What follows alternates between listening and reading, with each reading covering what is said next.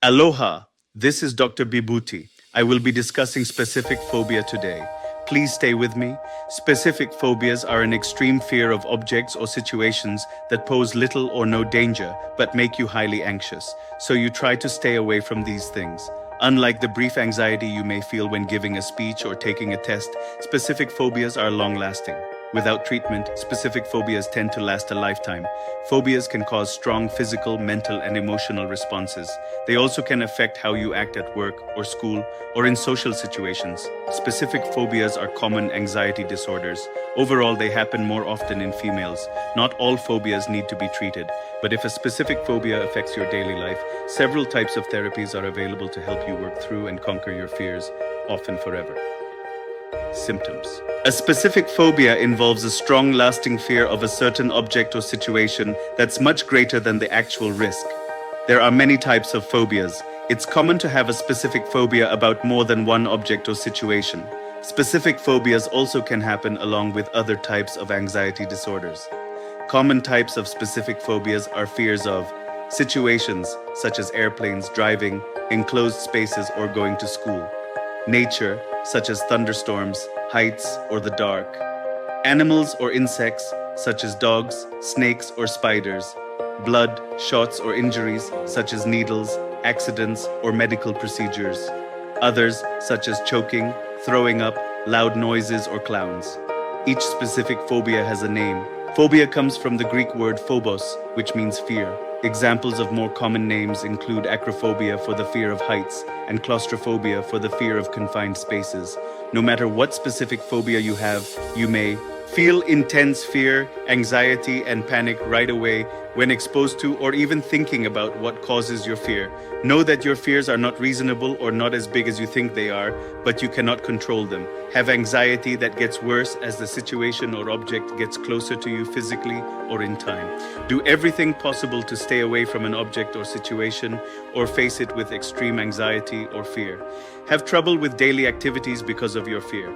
Have physical reactions and feelings, including sweating, rapid heartbeat, tight chest, or trouble breathing.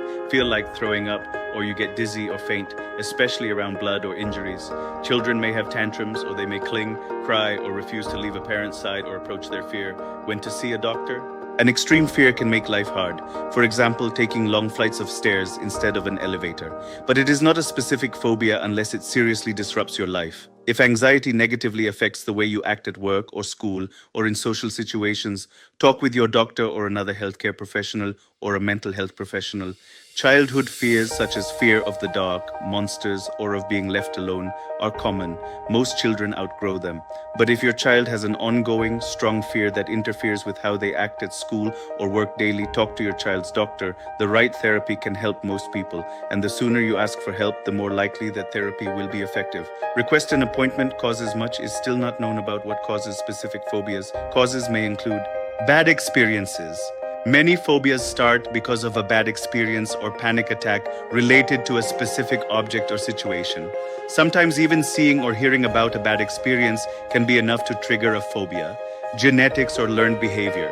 There may be a link between your specific phobia and the phobia or anxiety of your parents. This could be due to a blend of genetics and learned behaviors. Brain function and structure. Those with specific phobias trigger certain parts of the brain, while a person without these phobias does not have the same response in the brain. Also, a person with a specific phobia can have a different brain structure than a person without that specific phobia. Risk factors. These factors may increase your risk of specific phobias. Age. Specific phobias can first appear when you're a child, typically by age 10, but they can occur later in life too. Your relatives. If a family member has a specific phobia or anxiety, you're more likely to develop it too. This could be something passed down to you from a blood relative, or children may learn specific phobias by watching how a family member reacts to an object or a situation. Your temperament. Your risk may increase if you're more sensitive to anxiety or you're more reserved or negative than what's typical. A bad experience. A specific phobia can start when something distressing happens to you, such as being trapped in an elevator or attacked by an animal. Learning about bad experiences. Hearing about bad experiences, such as a plane crash, can cause a specific phobia to start. Changing your behavior. Avoidance is the most common way people cope with phobias. By doing so, their anxiety typically gets worse. Complications. Although specific phobias may seem silly to others, they can be distressing and damaging to the people who have them. These phobias can cause problems that affect many areas of life. They can result in social isolation. Staying away from places and things that are feared can cause problems at work or school or in connections with others. Children with these disorders are at risk of problems at school and loneliness. They also may have trouble in social situations if their behaviors are very different from their peers. Mood disorders. Many people with specific phobias have depression and other anxiety disorders. Substance misuse. The stress of living with a severe specific phobia may lead to misuse of drugs or alcohol, suicide. Some people with specific phobias may be at risk of suicide. Strain on loved ones. To try to keep from feeling anxious, people often rely too much on being reassured by others. Sometimes this leads to others becoming too protective over the person with anxiety. For example, a parent may become too protective of a child, resulting in more stress for the parent.